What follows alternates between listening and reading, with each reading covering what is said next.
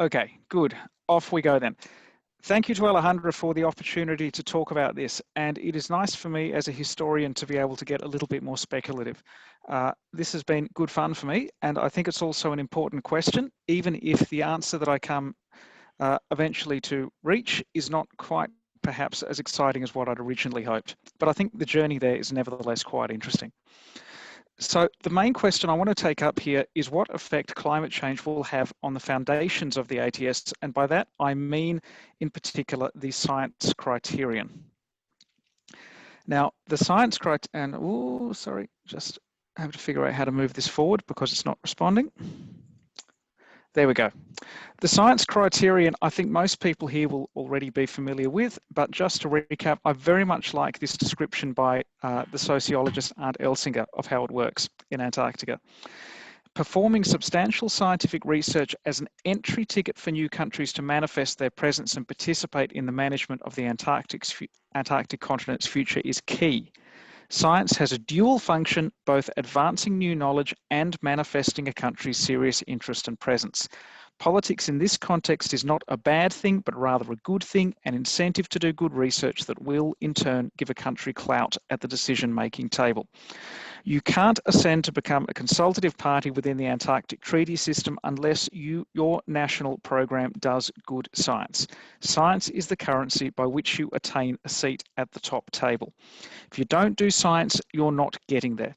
Consequently, and this is something that goes all the way back to 1959, science has a privileged place in determining who gets to make decisions in Antarctica. Now, for most of the last 60 years, that's gone pretty well. And I argue that that's in large part because there actually haven't been very many stakes. The traditional view of Antarctica was as a laboratory. You went there, you looked at some penguins, you looked at some glaciers, you did some interesting geophysical research, and yes, very often that led to really good and interesting and novel findings, some of which related to climate change, for instance, glacial recession. Nevertheless, the laboratory was distant, it was disembodied in a sense, and it was also remote from the problems attaining to the rest of the world. Even in the example of the ozone layer hole, which was first detected over Antarctica, it was really more a measurement and an observation of an existing problem, rather than Antarctica itself being the cause of that problem. Now, I contend this is no longer the case. Greenhouse gas emissions, principally in the global north, lead to melting Antarctic ice masses, which in turn lead to direct consequences for states and individuals far further north. Antarctica is now a conduit as much as it is a laboratory. And studying, as much as your research into climate change in Antarctica may be very good, it nevertheless has to recognize the fact that Antarctica, through melting ice sheets, is contributing to the consequences of climate change and is not merely a disembodied site where those changes may be measured. And I argue this is a fundamental change which can potentially undermine the science criterion. Now, how can it do that? Firstly, it challenges this idea that superior knowledge about the nature and effects of climate change is a sound reason for assuming greater authority within Antarctica. You may know an awful lot about exactly how those ice sheets are going to melt, but if you are the US and you've sponsored the best science on the Thwaites Glacier, and yet you are also pumping out the gases that cause that glacier to melt, there is an additional layer of complication that was not envisaged when the science criterion was first put in place, and which again complicates this idea of a laboratory. Alternatively, we can then ask, can the level of exposure to the consequences of climate change driven by Antarctic ice melting be superior grounds for demanding authority? And this is where I start to get a little bit cheeky. So instead of saying that you get a seat at the top table because you did the best science, should you get a seat at the top table because Antarctica is going to affect your country most? Put very simply, instead of the US wielding power because it does lots of science, the US would wield less power than, say, the Federated States of Micronesia because they are going to cop it a lot worse when sea levels rise. Now, that's the extreme example of the point I'm getting at, but nevertheless, the underlying principle that we have to think of Antarctic consequences as well as simply actions within Antarctica, that's really the first point that I want to put across. And if we simply think about Antarctica as a laboratory, we miss something very important that has got social justice implications. And those implications, I argue, are sufficient to undermine the moral basis for the science criterion. So currently the science criterion, there are many reasons why it's good. And it encourages research to be done. If you get a seat at the top table by doing good research, that encourages you to do good research. And I think it's actually really good that you should be sponsored to do, you should be encouraged to do research rather than to say build military fortifications or sponsor extractive industry. That I think is a good thing. And some of that research can have a forecasting component, including some that may be specific to forecasting the effects of climate change. There's also what I might term the if it ain't broke, don't fix it argument. It's worked pretty well for the last 60 years. Do you really want to undermine it? That I think is a good argument, but I also think it's not quite as good an argument as some people think because it mistakes the persistence of the science criterion. It mistakes the reason for that, for something innately brilliant within the science criterion rather than a somewhat more contingent point, which is namely that there hasn't really been a better reason. There hasn't really been a good reason to undermine it until now. And this is the point that I want to get across here. I think we take the social and political support a little bit too much for granted. It not only does this potentially fail to reflect Antarctica's new place in world affairs, but it also undermines this link between cause and effects. If we keep thinking about laboratories and don't think enough about conduits, we miss, I think, something very important about the active role that Antarctica can play in international scientific systems, the circulation of atmospheric and oceanic processes, but also in very concrete economic and social justice terms. Now, could we think about the consequences criterion? And that's a fancy term for that rather simple idea I put across before about whether you should get a seat at the table depending on how badly you're affected by Antarctica rather than how much your country does in Antarctica. Now, the great thing about this is it would take power away from those who identify the problem and give it to those who are affected by it. And I think there's a moral basis for doing that. If you're the US and you pump out so many greenhouse gases, should you really be rewarded in Antarctica simply for conducting lots of science when you are on the one hand doing lots of science and on the other hand causing Antarctica to change in a way that has significant deleterious effects? And this is a very good point that Alejandra made this morning. I don't think it's sufficient any longer to just point to all this very good science and say, well, but all those greenhouse gases don't count.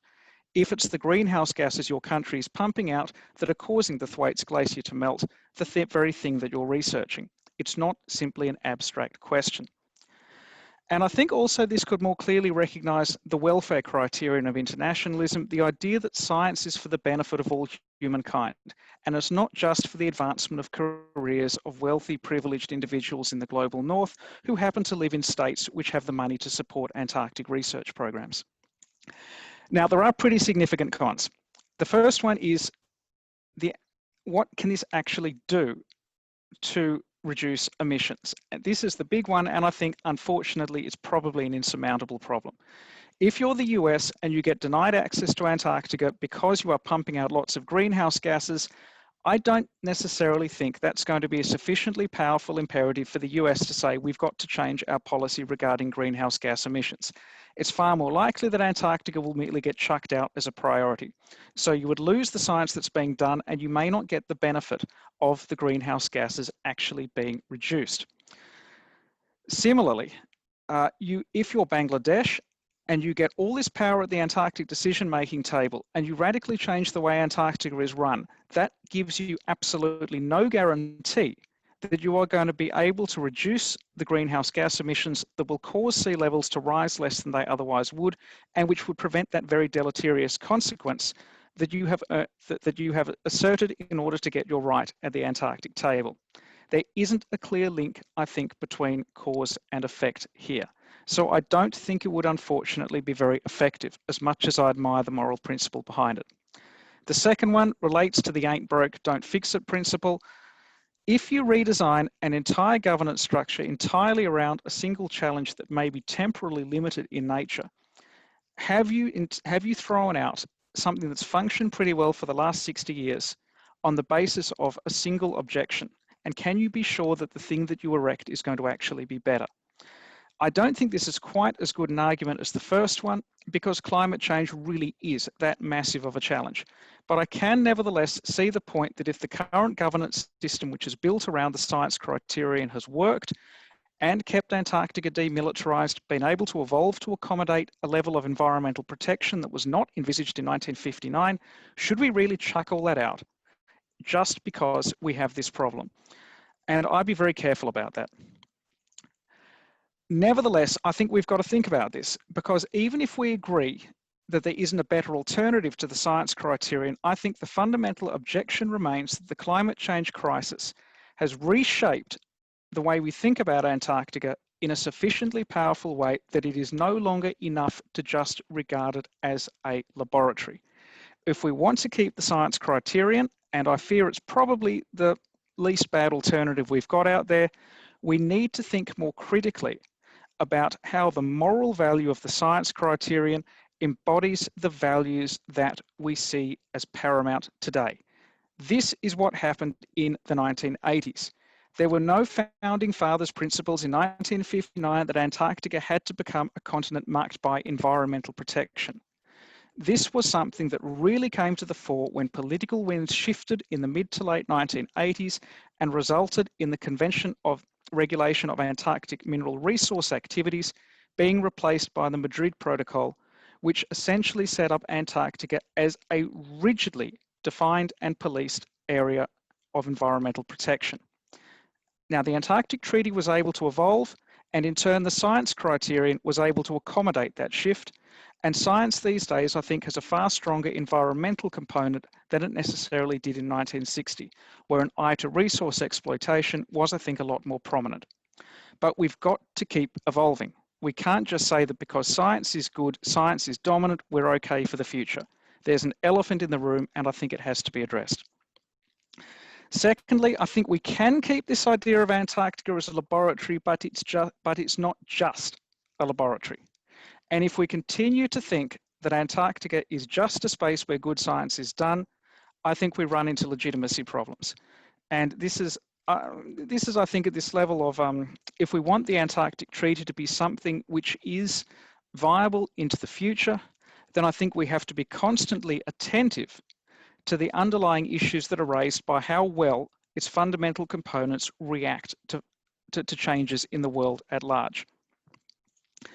And finally, and I think this is the big one, the relationship between science and environmental protection is far from self-evident. Scientists contribute to environmental damage in the Antarctic. As early as the 1960s, there were fears about whether the dogs would run wild, feast on penguins, and take over Antarctic coastlines, whether there were possibly some invasive species that would settle on the Antarctic Peninsula. And as we discovered this morning, that has actually turned out to be the case in some parts of the Antarctic and subantarctic. Similarly, the fact that climate change has been measured and observed in the Antarctic, and very good research has come from there, doesn't mean that we can rest on our laurels. So my call, to sum it all up, is not necessarily that we should chuck out the science criterion, but we've got to think more carefully, treat it as something living, and I think if we do that, we'll be able to build something much stronger and more resilient into the future. And I'll leave it there. Thanks a lot, Peter. So perfect timing. Are there any questions for Peter? Pressing questions. You can raise your hand. Yes, Justina. If you can unmute yourself. Yeah. Can you hear me now? Yes. Okay. I'll try to put on the video as well. Thanks for this presentation. And my question is related to, was it Patrick's presentation about this regime and the scientific criteria and this different hierarchy of states? Because your argument, as you have it, of the scientific criteria sounds as though as it works, because a lot of states, if you measure, and there have been measurements of this, that the consultative parties that once became consultative parties, especially in the 80s, that are not really, don't have a history of Antarctic science and did not build a national program for Antarctic science, have not really fulfilled the scientific criteria. And this is actually a big elephant in the room, because it has not been raised in ATCM discussions to the extent that they would say, okay, now we're going to measure who fulfills the scientific criteria today or during the last 10 years. And based on that, you can either have access or not have access to Antarctica in the future as a consultative member. And it's one of the things that just is dormant. So your argument, as you're saying, would assume that the scientific criteria at the ATCMs is something that actually can be measured, or that it works in practice. And that's this part of, you know, there's a regime that says this is how it goes and this is how you get access, but they don't have a structure within that regime that would measure if you fulfilled the criteria during the past 5 years or past 10 years or the past 15 years, and how you plan to do it in the future. Yes. In terms of the idea that the science criterion is more observed than actually followed, if I can put it that way, that it's a thing that exists but isn't necessarily always lived up to. I think that's a fair complaint. And Arndt Elsinger, who I referenced at the start, he did some of the first really good work on how global south countries actually are materially disadvantaged from participating in Antarctic research because they don't have access to the resources. In addition to those states who have the resources, make a footprint and then don't necessarily follow up. I guess the other point that I'd like to really get across in regard to that is that there has to be some connection between Antarctica as a place where the science gets done and Antarctica as a space which is affected by changes from the outside, and to find some way of being able to join those two together. So and I keep coming back to the US example, works with Russia, works with a lot of other countries too. If you are breaking the very thing that you're studying, should you really be, nevertheless, should that be disconnected from your footprint in Antarctica? If you're causing the glacier to melt, but also you are leading the effort to study the glacier, can those two things be kept so far apart? And that, I guess, is the point that I really want to try and get across here, because I don't think at the moment I don't think at the moment that connection exists sufficiently, and it hasn't even got to the point of being articulated, I'd suggest, either. I think Daniela has a question for you, Peter, and then we can move to the second presenter. So, hi, Peter, many thanks for your presentation. It was very good. I have just two questions to make. The first of all, when you're talking about trying to balance science and how much is your footprint in terms of emissions around the world, but if you think about a chain of production, so should we focus only on those that are putting and creating this footprint, or also in those countries that are consuming these products based in carbon and increasing emissions and then climate change? And how can you balance emission and suppliers and producers of CO2 within the Antarctic Treaty governance framework? And then my second point is, I have heard around that when you try to increase environmental concerns or targets of how you should proceed with your scientific research in Antarctica, and you demand a very high level of environment demands, you also create some sort of unbalance or inequality, because countries that are well and rich and they have the conditions to undertake their scientific research, they also going to control the region instead of those that cannot meet the environmental criteria that we expect. And then you have another layer or another nuance of inequality in the treaty. So if you can just share some thoughts about these, that would be great. Thank you.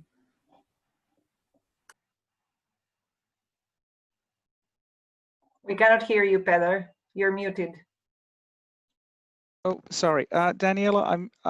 You cut out for a large part of the first point. I'm sorry, but I think I got the second one.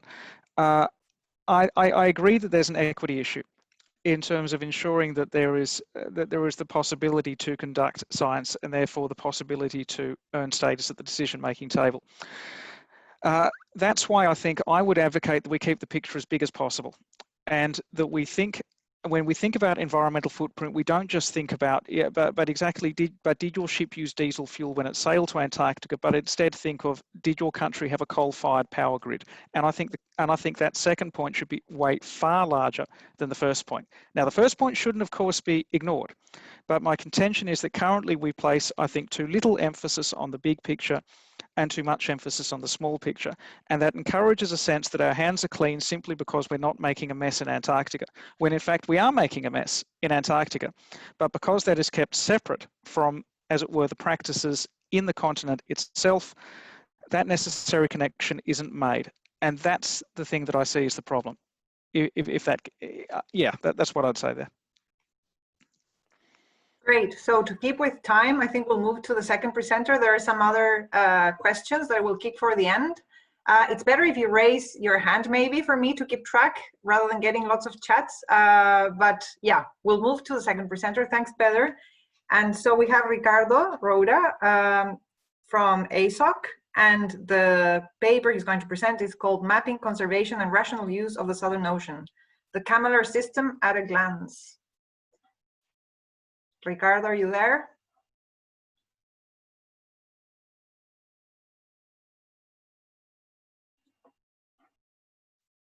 Ricardo, can you hear me? Can you hear us?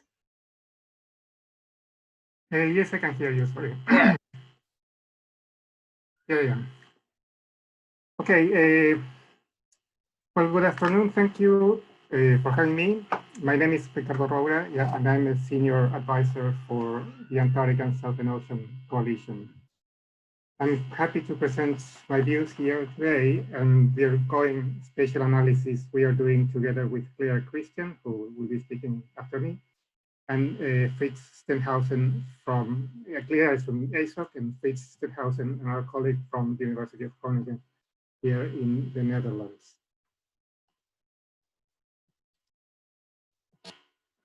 Can you see my screen? Yes.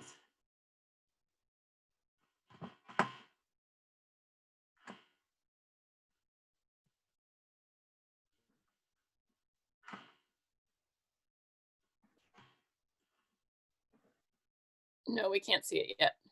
Okay.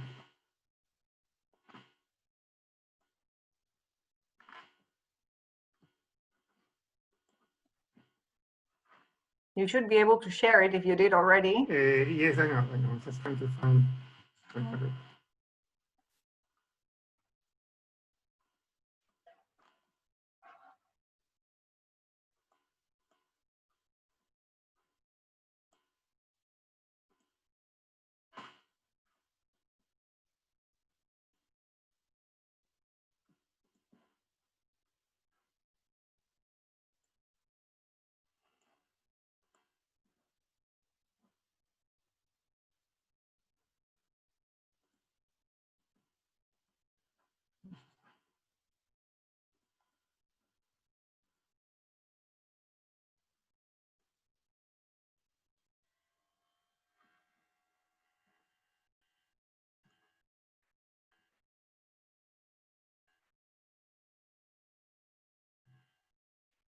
Okay, I do apologize. Would you like to switch with Claire, Ricardo, to fix the problem, or you think it's not possible to fix it? You can see me, and I'll see you to fix it. There. It's working now. Okay, thank you.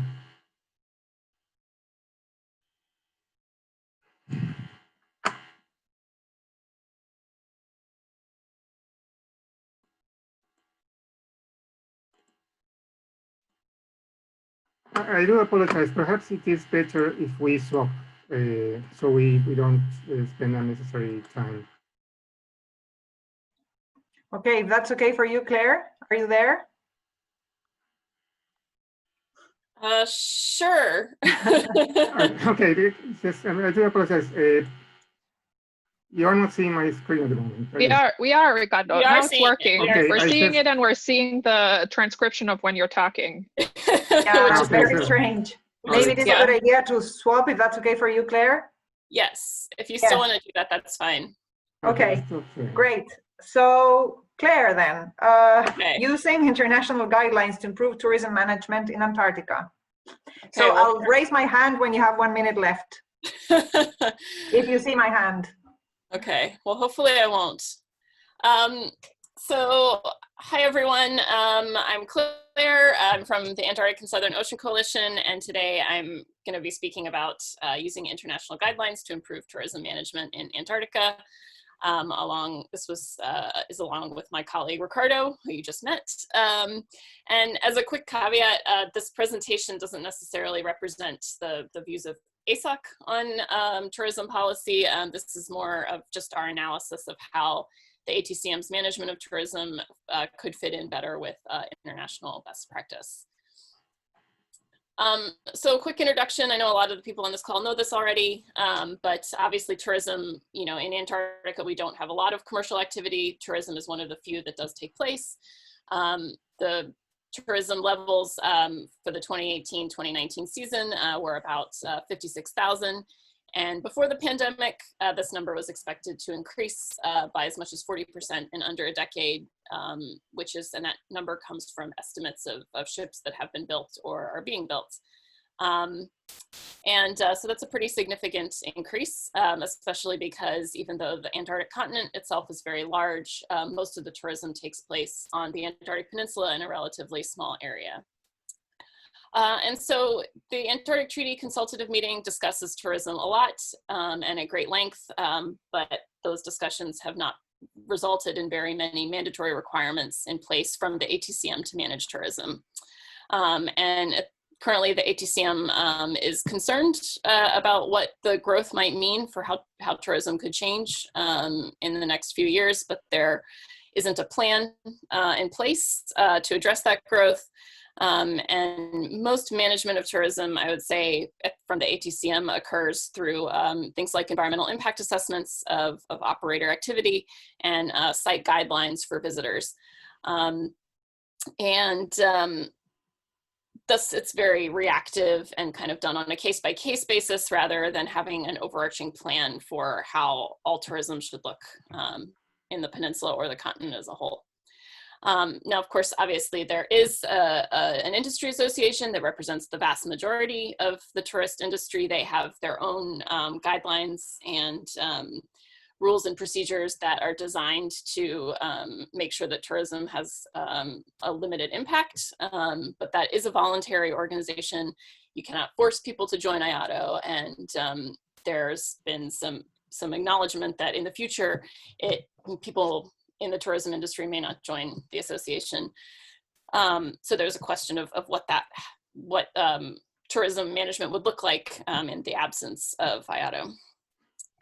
And so therefore, managing the impact of tourism is something that many people are thinking about, especially because with climate change affecting the Antarctic Peninsula very significantly, there's concern that the combined effects of things like fishing, scientific research, and tourism could magnify the impacts that are already occurring in the peninsula.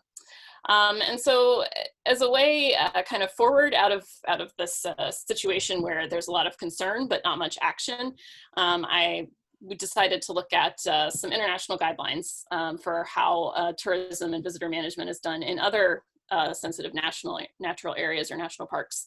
And specifically, I wanted to look at the guidelines put forward by the International Union for the Conservation of Nature.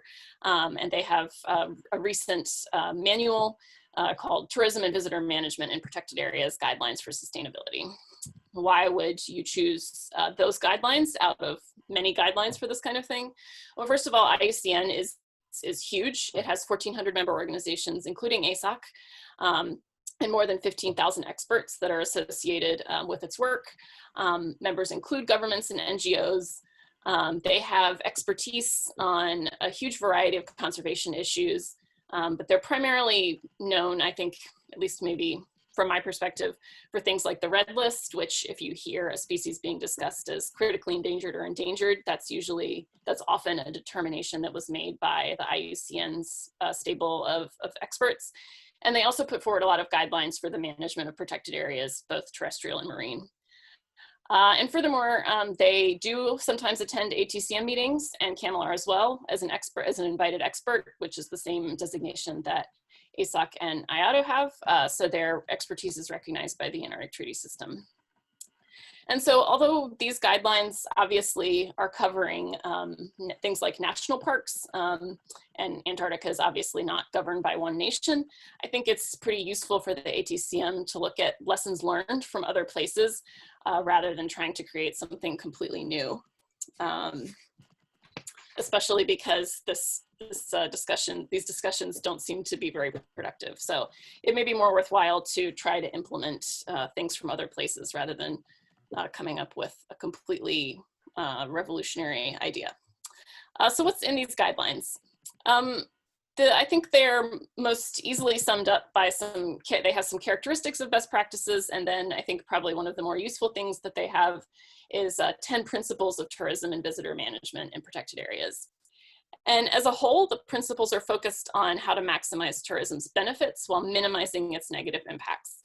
And to IUCN, that means maximizing the benefits in terms of instilling conservation values in people who visit the area, and while not having an effect on the natural status of the area. Now, obviously, a lot of the places that they're talking about are located near communities and settled in human settlements, and that doesn't really apply to Antarctica. So, you know, for example, we don't need to worry about you know, displacing a local community that's near a national park and how you might minimize negative economic impacts on them from the creation of a protected area. So that doesn't apply, but I think generally speaking, in Antarctica, we are concerned with how we can educate visitors and impress upon them the conservation values that are in the Antarctic Treaty and the Environment Protocol while having a limited impact from tourism. And another question that might come up is the title says tourism in protected areas. There's been debates in CAMLR about the application of what IUCN considers a protected area to the Antarctic context. Very quickly, this could be a very long discussion. If you look at the IUCN definitions for terrestrial protected areas, I think Antarctica probably falls somewhere in between a wilderness area and a national park. Others may disagree, but I think overall, the strong conservation values that we have in Antarctica and the strong focus on environmental protection means that it's fair to consider this to be a similar area for purposes of comparison. Okay, so the guidelines are an extremely long document, and they cover pretty much every aspect of tourism you could think of. So for purposes of this presentation, I decided just to take 5 of the principles that I think are the most relevant to the Antarctic context and kind of give an idea of how they might already be in practice in the Antarctic or where they might not be. So the first principle is that appropriate management depends on objectives and protected area values. And what that means is that management objectives for the area should be connected to clear conservation values, and that management plans should have clear objectives. Management plans for tourism should have clear objectives. So an example, there are conservation values that are essentially stated in the protocol. There is no specific framework or objectives for tourism. However, Resolution 7, General Guidelines for Antarctic Tourism, does describe some general principles. And those kind of principles include that tourism shouldn't contribute to the long-term degradation of the Antarctic environment. So that's positive. However, there's no management plan for tourism, as I mentioned earlier. So the second principle is proactive planning for tourism and visitor management enhances effectiveness. And so the way that IUCN means this is that it's largely related to the planning of commercial tourism, including things like selecting sites where tourists can go and building of tourist infrastructure, things like hotels, restrooms, gift shops, that kind of thing. And now obviously there isn't any of that kind of infrastructure in the Antarctic. However, there are things like environmental impact assessments and site guidelines that are intended to be kind of proactive. But site selection is not determined by any kind of formal planning process. Principle number 5, management is directed at influencing human behavior and minimizing tourism-induced change. And the way IUCN defines this is reducing demand for problematic uses, limiting problematic uses outright, zoning, by which they mean assigning different areas to have different kinds of activities, and rationing. So through site guidelines and through the designation of Antarctic specially protected areas, there is some zoning and limiting of problematic uses, but these only cover a small portion of the peninsula. Principle number 6 is that impacts can be influenced by many factors, so limiting the amount of use is but one of many management options. So the IUCN defines this as indirect strategies for influencing human behavior without prohibiting it outright. And they describe these as things like educating people about ecological ethics, charging entrance fees or other kinds of fees, requiring people to take a course and demonstrate proof of knowledge about how to behave in a protected area before they enter it, and that kind of thing. So they're really, obviously that we don't have an entrance fee for Antarctica, besides the cost to get down there. But they do have Resolution 3, 2011, which is general guidelines for visitors to the Antarctic that I think you could consider a form of ecological education. You know, IATO shares that with visitors on their trips. And that includes things like, you know, the need to protect wildlife and respect protected areas. So there is somewhat of an informal effort to instill those values in people who visit. So principle number 7 is that monitoring is essential to professional management. And IUCN considers this a really key step for all adaptive or proactive tourism management frameworks. So in the Antarctic, there really is no formal monitoring program. Data is collected, but it is not consistent and it is not consistently analyzed. And so that is something that IUCN is very interested in, and they talk about at great length, but there isn't really an ATCM monitoring program for tourism. Although there is plenty that's collected. IATO collects a lot of data. Individual parties collect a lot of data. There's no overall monitoring plan in place. So overall, when you look at all of the guidelines and all of the things that that the IUCN believes are important for successful tourism management, IUCN almost assumes that any protected area is going to have a tourism management plan. The ATCM only has a mix of requirements from the protocol resolutions, which are hortatory site guidelines and ASPAs instead of a regional management plan. Zoning occurs site by site rather than regionally. There's no formal education program, which IUCN also considers extremely important for the success of protected areas. And there's really a lack of a formal monitoring program and not much data analysis of the data that is collected. So the ATCM has been discussing this for many years, but they really haven't gotten anywhere. However, I've shown a bunch of topics discussed by the ATCM over the past 25 years.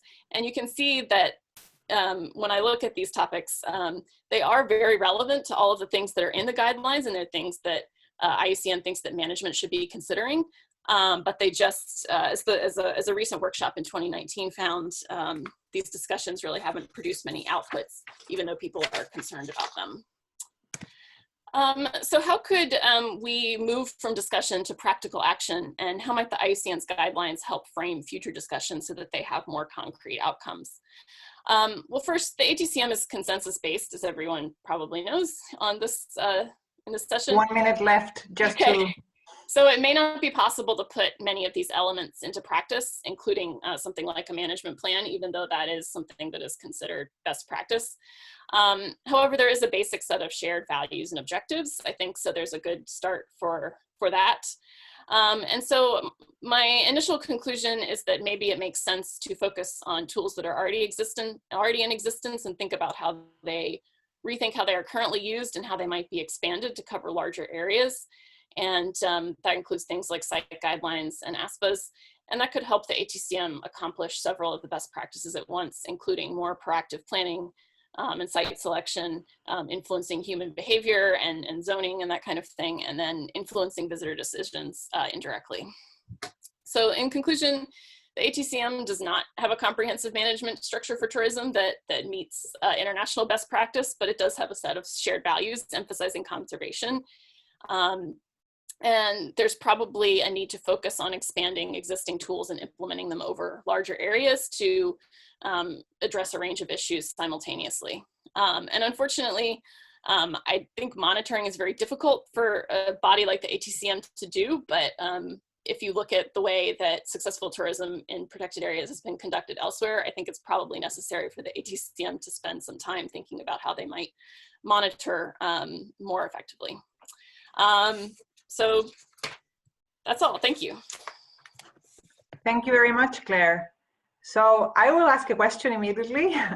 It was a very interesting presentation. I just wonder, so how much of the success of implementing these IUCN guidelines in Antarctica depends on having an effective jurisdictional authority? So you think these guidelines are set up for states to have law enforcement powers and jurisdictional authority, but in Antarctica that's not the case. So are you optimistic, or do you think that even though there is no clear jurisdiction, it's still possible to implement successfully some of these guidelines? I do, because I think like one of the reason I wanted to highlight the indirect, the principle that's related to indirect behavior is that IUCN kind of emphasizes that a lot of parks have moved away from things like just a strict limit on how many tourists can come into a specific area, and instead they want to emphasize that you can, the evidence shows you can have just as much of a benefit by influencing people's behavior without just telling them no. So I think that is something that the ATCM could do, because it wouldn't require them to agree on very politically difficult things like a cap on overall numbers. They've obviously been able to agree on site guidelines and things like that. And so I think that if they could just expand them to be kind of a little bit less site by site and more on a regional basis over the peninsula, they probably could accomplish a lot of, or at least the literature seems to indicate they probably could accomplish a lot of the same things. So I think there are a lot of good lessons learned there. And I think that a lot of the things that they talk about don't necessarily require legal authority. It's about education. It's about, you know, consulting stakeholders and making sure everybody's on board. And so they're not, you know, they do assume the existence of things like a management plan, but I think there are a lot of other things in these guidelines that are a little bit softer than hard and fast rules. So I think there's a lot to be learned there. Thanks. Are there any other pressing questions now for Claire?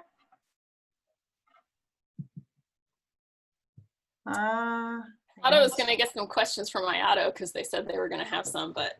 Oh. Well, now is the time. I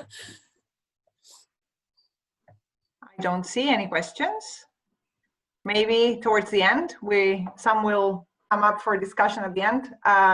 So then we'll thank you, Claire, and we'll move to Ricardo, if that's okay, Ricardo. So mapping conservation and rational use of the Southern Ocean, the Commodore system at a glance. Thank you. Can you see my screen now?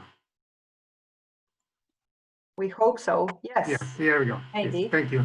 My apologies for a little troubles before. I introduced myself.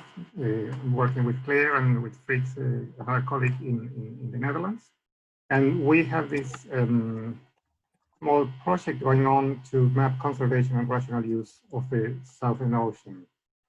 And my interest in better understanding capillars for three distinct impressions I had from my Antarctic career. And the first one was going to the Antarctic and finding an amazing place and always willing to come back. And about a decade after going frequently to the Antarctic, I went to my first ATCM. And that was also a very interesting experience because I could see how an international regime of governance focused on more or less on conservation was working. But of course, I was aware of the pressures that result from many interests and conflicts. However, about 10 years after that, I began to attend camera meetings, and that was quite a shock in some ways. It was quite a different sort of animal than the Antarctic Treaty Consultative meeting. We were pretty much the same countries on the table, many of the faces, but the mood was quite different. there was a strong emphasis on the instrumental value of the Southern Ocean rather than on the spatial values of the Antarctic region. And the one point I noted at the time is that one cannot really fully understand the Antarctic Treaty System without understanding CAMBELAR. So one of the triggers for this research is to make more clear how CAMBELAR works. For this, we are focusing on spatial analysis because many of the decisions CAMBELAR makes in terms of how various instruments apply and so on are defined spatially. So this is primarily an empirical research based on clear eye observations and spatial analysis for which Fritz is a leading person. And our primary proposition is that different interpretations of the role of conservation and rational use influence spatial uses of the Southern Ocean. And in this presentation, I will focus largely on the issue of rational use. And then our idea is to produce some sort of conceptual and spatial mapping of what is happening in the region, and that can have a number of educational values and be used for various reasons. And another interesting observation, perhaps, is that the number of people attending CAMBELAR are actually not very clear themselves how CAMBELAR works sometimes. So I'll quickly go over a few basic issues, discuss the concepts of rational use, and then some of the mapping we have done, and what follows, what's next. The first thing worth remembering is the CAMBELAR Convention resulted in response, but also in part in anticipation to the overexploitation of marine living resources in the Southern Ocean. There have been historically overexploitation of seals in the 19th century, great whales in the middle of the 20th century, the marbled rock cod or Nosothidia argosi in the early 70s, and more recently some stocks of Patagonian toothfish. And these various activities are regulated in by different regimes, which often emerged after the exploitation had taken place. For instance, whaling regulations is from the 50s, sealing regulations is from the 1970s, and then CAMBELAR addressing finfish and krill is from the 80s. CAMBELAR, of course, is an intrinsic part of the Antarctic Treaty System. And there is an interesting contrast, which is if we take the protocol to the Antarctic Treaty, which is here after CAMBELAR in the 1991, essentially, it covers the Antarctic Treaty area south of 90 degrees south and applies to the continent and the waters. And in Article 2 of the protocol, the parties commit themselves to the comprehensive protection of the Antarctic environment and independent and associated ecosystems. So that's one ethical goal for the Antarctic region. CAMBELAR area is larger and does not apply to the continent, but only to waters. And there we have Article 2. And Article 2 has three parts. In the first one, it states the conservation of Antarctic marine living resources is the purpose of the objective of the convention. Then Article 2.2 states that for the purpose of the convention, the term conservation includes rational use. This is a key clause that creates a number of the issues that we'll be discussing and we discussed, or Lynn was what we discussed earlier today. And then Article 2.3 describes a number of conservation principles that apply to any harvesting and associated activities, which concern essentially the maintenance of the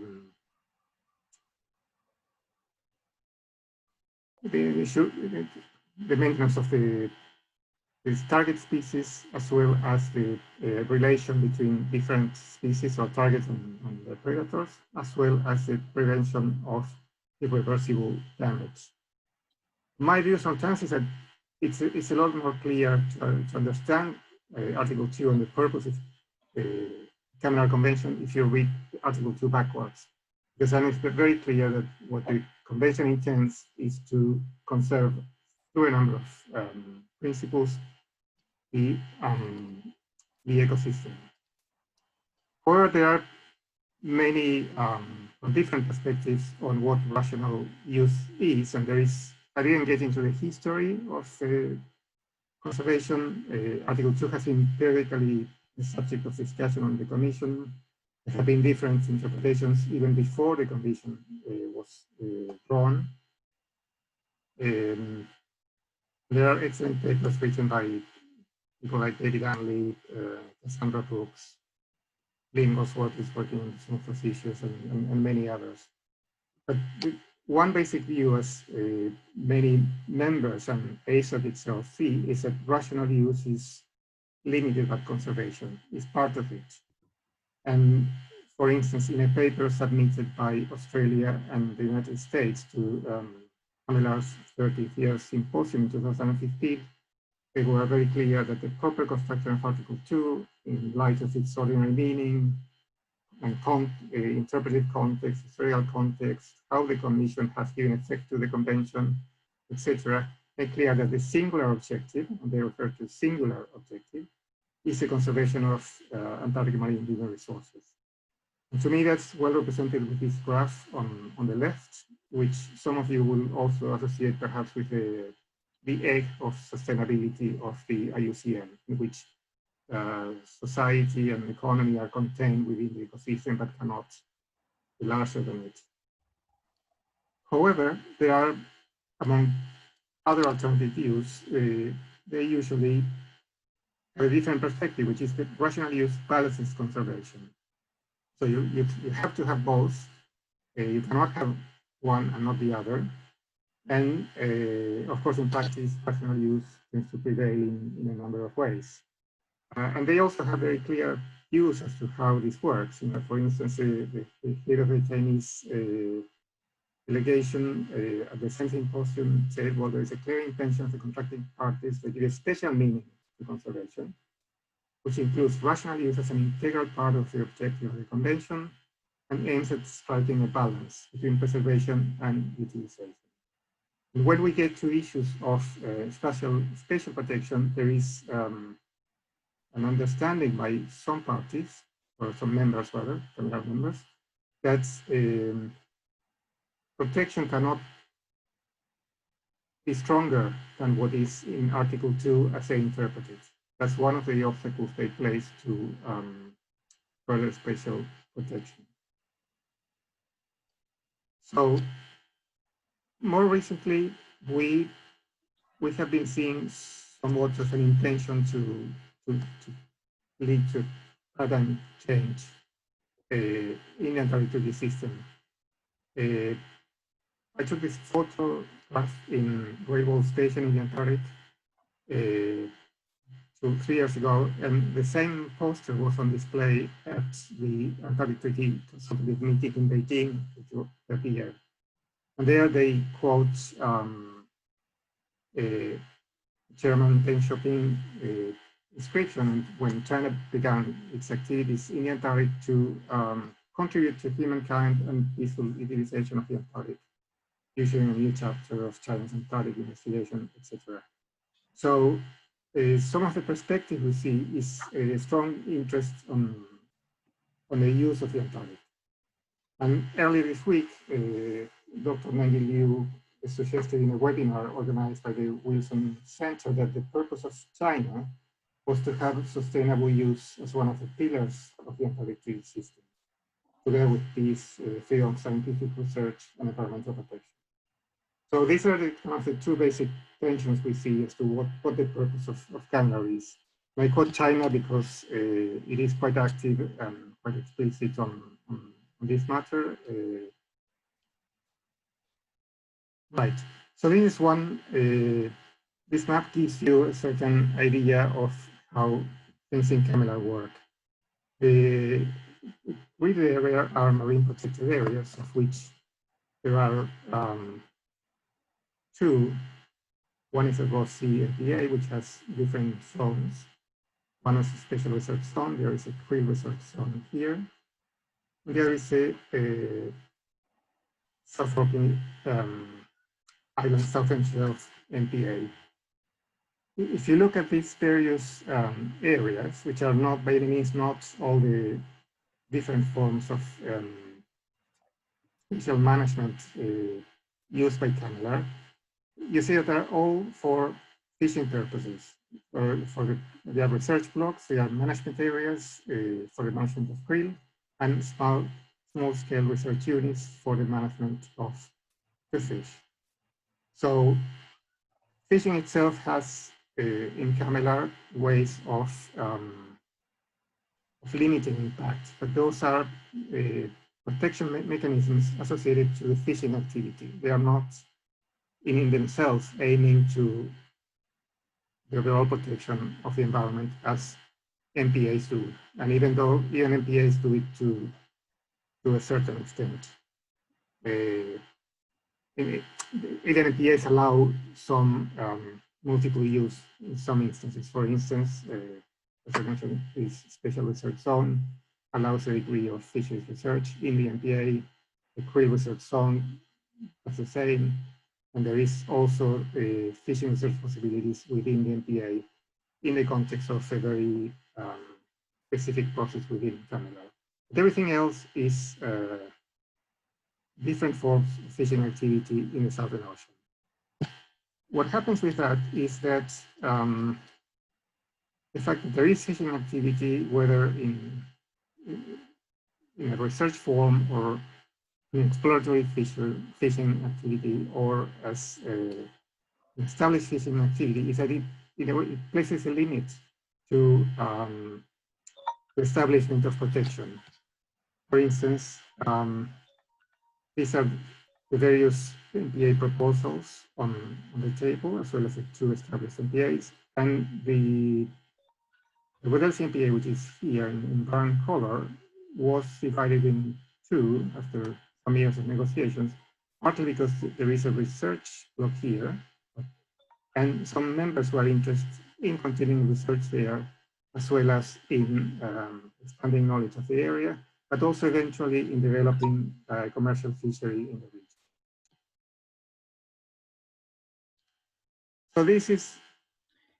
Ricardo, 1 minute left. Thank you. It's a marine resource frontier in which rationally was thinking, on the one hand, limits the use of the protocol instruments in the marine environment. So you cannot use ASPAS and ASPAS to protect the marine environment very easily, and also allows the expansion of fishing ahead of marine protected areas. Already in the 1980s, NGOs were thinking about the need to clarify the meaning of Article 2 of the Convention, and this continues. Just to summarize, I thought the idea of symbiosis captures the relation between conservation and rational use. Symbiosis is a living together of unlike organisms. Conservation and rational use are somewhat unlike instruments, unlike organisms. Symbiosis can be harmonic to a degree that both can coexist together, but can also be parasitic. And also can be facultative or not, in that you can have conservation without rational use, but you cannot have rational use without conservation. And I leave it at that. I'm going to be happy to answer questions. Thank you. Thank you very much, Ricardo. So perfect timing with all the speakers. And now we have time for questions for Ricardo. Then we can open for a wider discussion if needed. Please raise your hands if you have any questions. I have a question for Ricardo. So I was wondering, is this concept of rational use used in any other international legal document or convention of the sort? Or is this a very special thing that is very specific to CAMLR? Yeah, my understanding is that it has been used in a number of instruments before, and there is some of the people I quoted before have written about that, but more directly related to CAMLR and the Antarctic system is that the idea of rational use is included in the Convention on the Conservation of Antarctic Seals, very much in the same way as in CAMLR, except that there has never been commercial sealing in the Antarctic since the Antarctic Treaty was signed. Yep. Thank you. Are there any other questions for Ricardo? Heather, yes? You have to unmute yourself. Thanks, Ricardo. Again, I'm also interested in the position that rational use is something that should be woven into the fabric of the structure here. And for me, that's interesting because it implies the possibility of a balance and equilibrium being findable, rather than sufficiently little being known that you can't even pretend that you know that balance because you can't be sure. Can you say a little bit more about what you think that means about the role of science within CAMLR, and whether you think that that indicates a recognition that the scientific foundation for decision making is sufficiently strong, or whether you feel that arguments for rational use being woven in, whether you feel that's more a political statement that in a sense is run ahead of the science with an expectation that the science will have to catch up? Well, I didn't expand on one aspect of CAMLR, which is the abundant use of science, and also on the fact that some of the conservation principles are, especially in Article 2.3, are essentially defining the precautionary principle, because they aim to limit damage in the longer term future. Although that applies better for krill than perhaps for finfish. So science is inherent to the way CAMLR works, and there is science going on all year in terms of meetings of its working groups and scientific committee of CAMLR, and then those bodies pass on advice that eventually ends up in the commission and makes political decisions. So far so good, but at the end, the idea of rational use, I think, prevails over other considerations. Not in terms of that they ignore the science, because I don't think they do, or I'm not in a way qualified to say whether they ignore it or not, but in terms that this seems to be the fundamental drive of the political discussion. And also it uses science and the significance of research and monitoring especially is used also as an argument to oppose protection, because for some members there is never enough science. You have to have for instance, if you have a marine protected area, you have to have a very significant program of research and monitoring. So the whole scientific process is manipulated in a way to allow rational use to happen. But that said, it is true CAMLR uses, in theory basis, its decisions on science. That's the politics get on the way.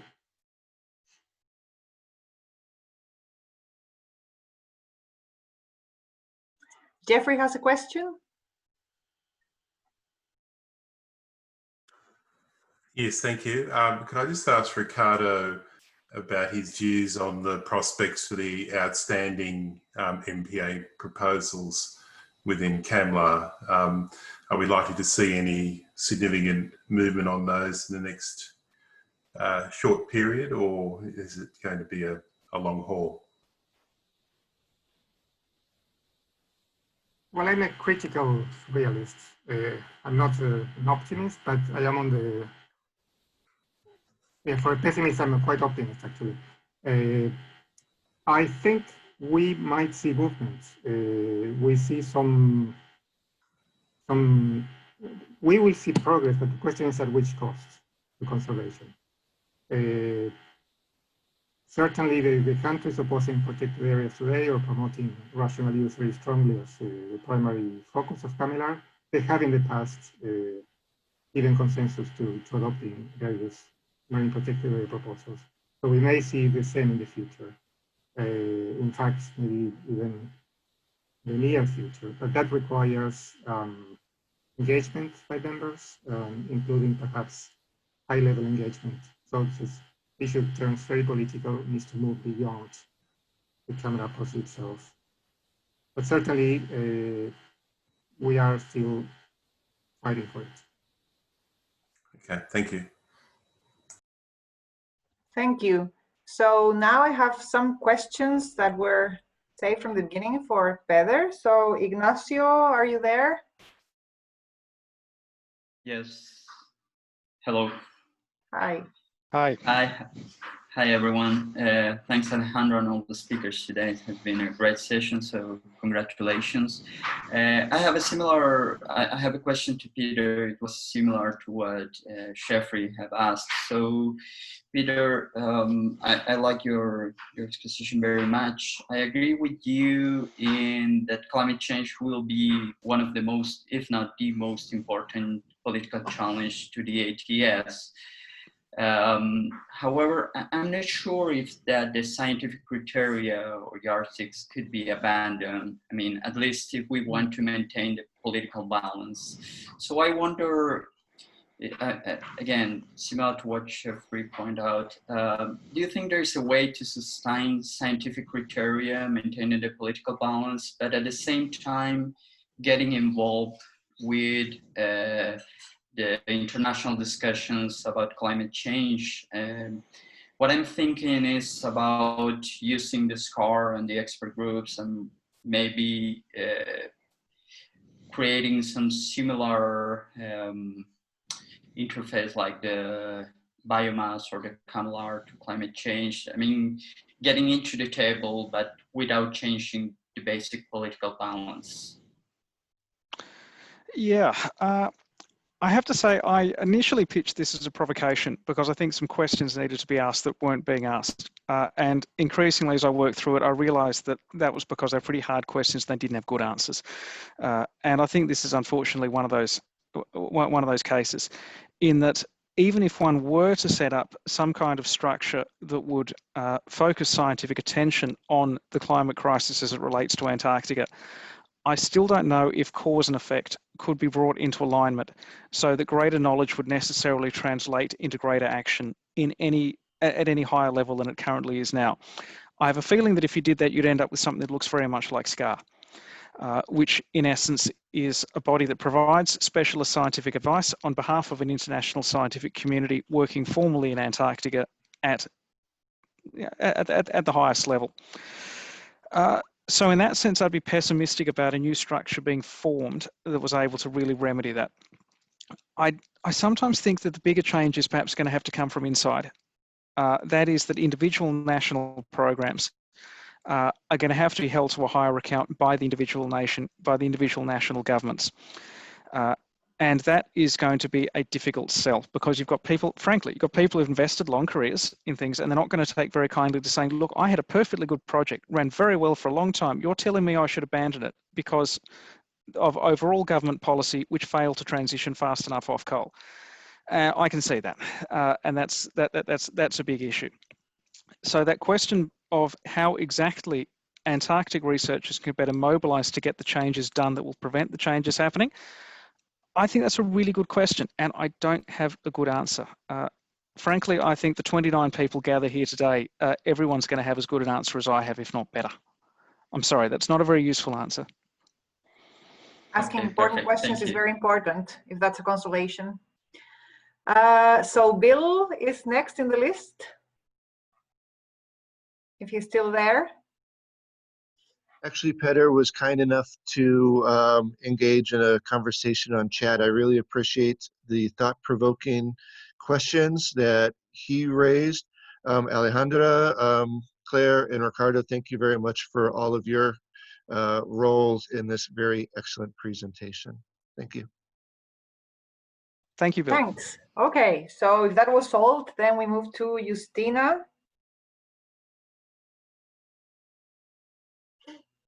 Hi.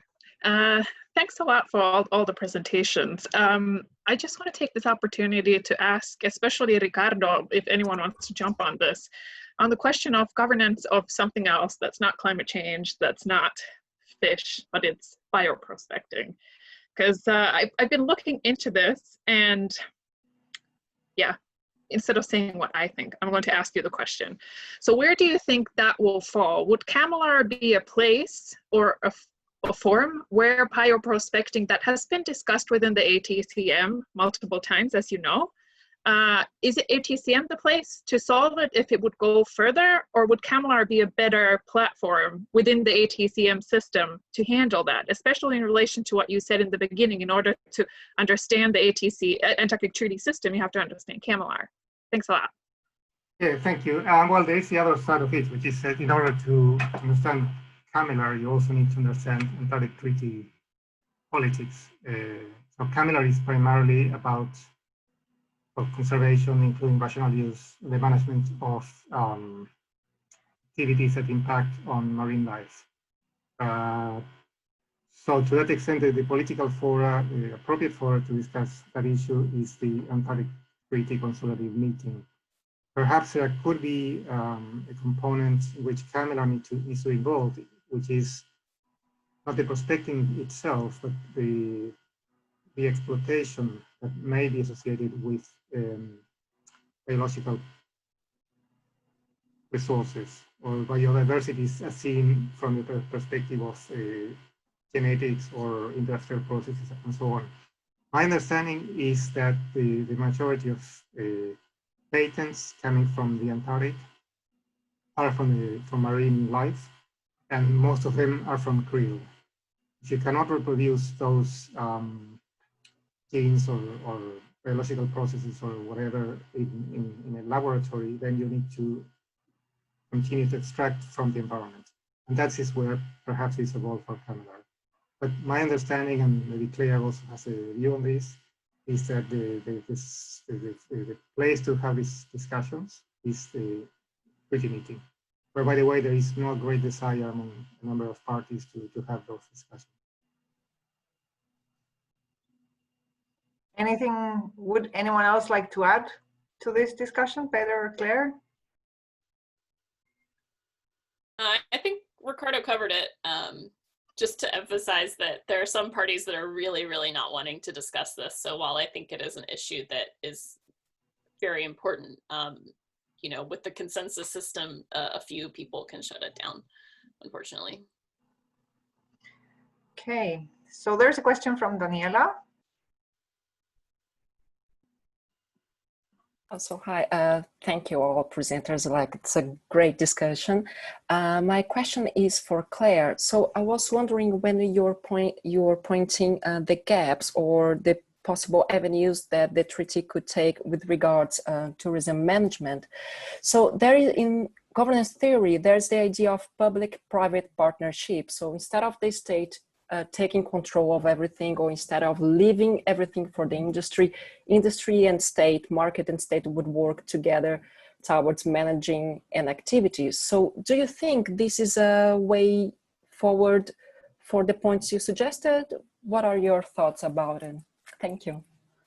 Well, I think, well, thank you for the question. Well, I think that is kind of how the ATCM has worked largely. They are confident in what IATO is doing, and they're able to, or they feel like they can trust IATO to do a lot of the things that maybe a more typical tourism management authority would do.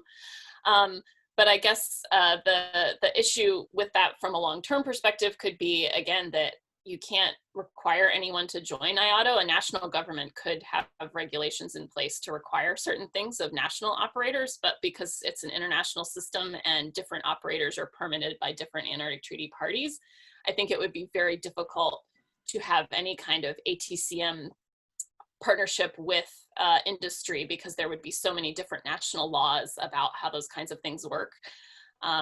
I mean, we see even problems with the ATCM, as you know, with getting people to like share the same kind of information in the same format. So just the thought of how that would work, I think it would be very complicated. So I do think that it's obviously really important for the ATCM to continue to work with industry and with IATO as much as they can. I just think that there has to be some kind of backup system that is independent of a voluntary organization, just to have that precautionary planning for the long term in case you know, a bunch of countries decide that they, you know, that they'll permit a bunch of companies that aren't associated with IATO, and then, you know, things might get a little complicated. So I think in theory, yes, that would be a good way forward, or there should be, or, you know, that is how a lot of successful protected areas do it. You look at a place like Rwanda with their like mountain gorilla program, which is in the IUCN guidelines as an example of best practice. That's pretty successful for conservation, and you know, it's still a profitable business. So I think it definitely works, but I just would worry about the logistics of having all the different national laws concerning that kind of thing and how it could be managed through the ATCM. So yeah, maybe on an individual level, parties could start trying to do more of that, but it could never be through the ATS, I don't think. I have a question for Claire as well, another question. So I'm curious, so maybe this is like the same question asked the other way around. So I remember a discussion in one of the meetings about having a fee for tourists, because it was incredible that they don't pay anything, like there is nothing for Antarctica by virtue of them going there. And one of the problems is sovereign claims there. So that's where sovereign claims get in the way of having a better system. What do you think of this? And do you think that there are other cases where sovereign claims are more of a problem than of a virtue? Other cases in the rest of the world? No. We're talking about tourism in Antarctica, just like setting up a fee, something that looks so simple and would be so simple to realize in a normal state. Right. And it seems incredibly hard to do in Antarctica because of this weird territorial status. Can you think of other things that stand in the way for a better governance of tourism in Antarctica that are related to these sovereign claims, frozen or not, but there?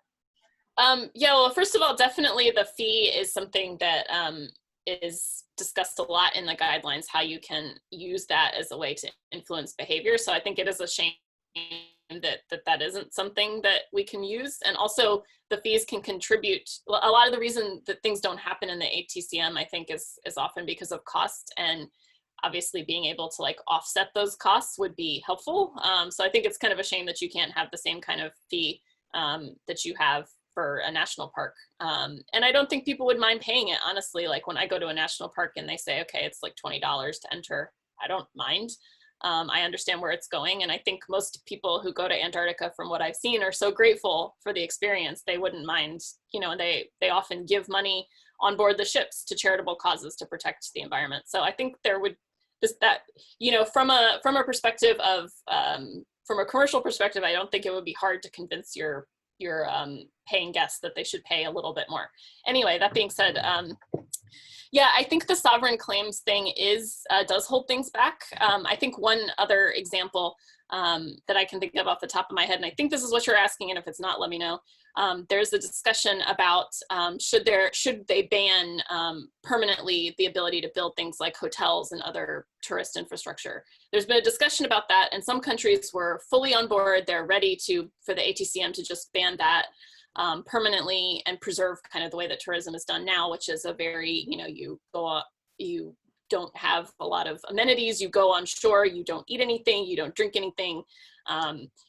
And other countries said that even though they didn't necessarily want to see hotels built in Antarctica, they weren't willing to take it off the table. And I think that probably is related to this idea of being able to claim the continent.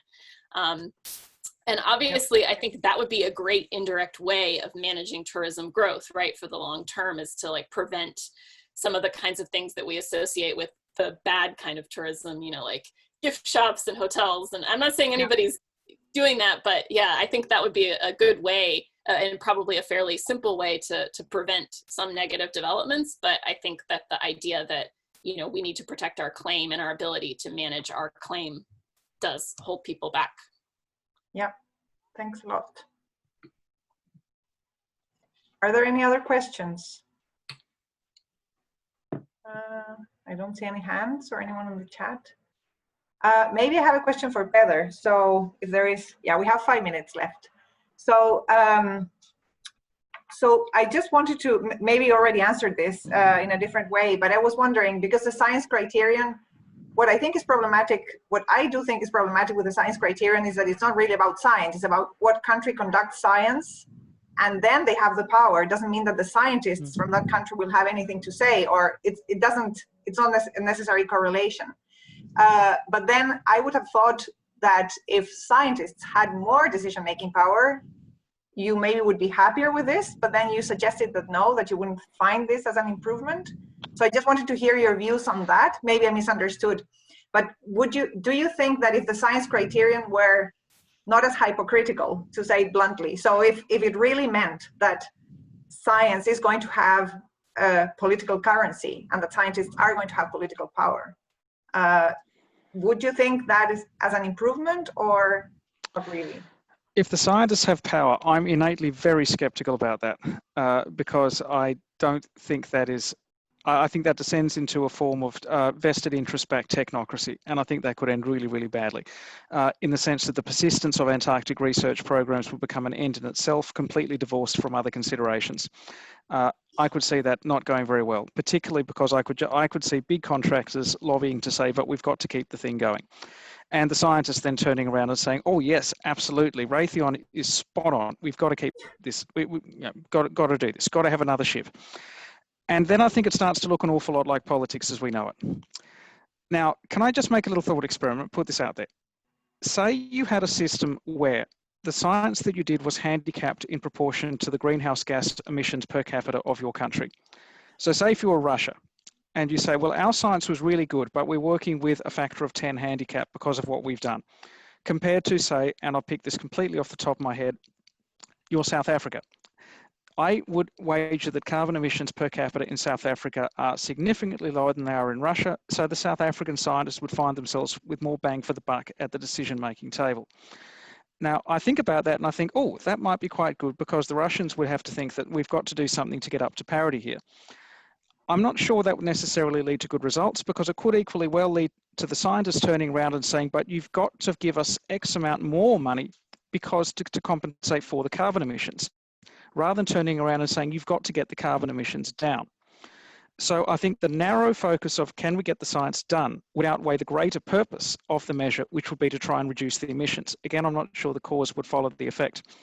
If we were to follow a model where the national scientific program barriers were removed, and in essence, you had scientists speaking with a collective voice rather than speaking on behalf of their own national programs, I think this is where I think you start to look at something like SCAR, which works as the aggregation of national programs, where there's a formal decision-making body that is composed of national representatives, but which nevertheless ostensibly speaks with an international voice.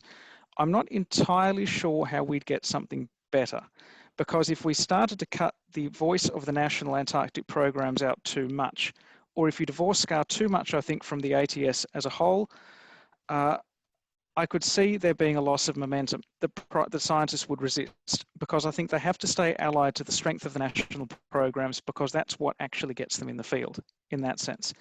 And until we got an international funding mechanism for Antarctic science, I don't see that being changed. And I wish very good luck to anyone who proposes an international Antarctic program, given that that would undercut the whole relationship between national prestige and science, which has persisted for so many years and which, I got to be honest, has been the driver for a lot of the very good science we see. So I'm not quite sure how that problem gets resolved, sorry. Thanks very much, Peter. So I think we're right on time. I would like to thank everyone for attending and for participating in the discussion. These have been two great panel sessions. I'm very pleased. So thank you for attending, really. And I'll check how to upload this or pass it on to the organizer so you can find it. Some of you were asking if this is going to be found online. I hope it will. So thank you, everyone. Have a good weekend. And yeah, I hope to see some of you or all of you at some point in person. Unfortunately, this time it was not possible. So thank you very much. Great session. Bye. Thank you. Bye. See you. I have to stay until the end, otherwise it's going to be very impolite.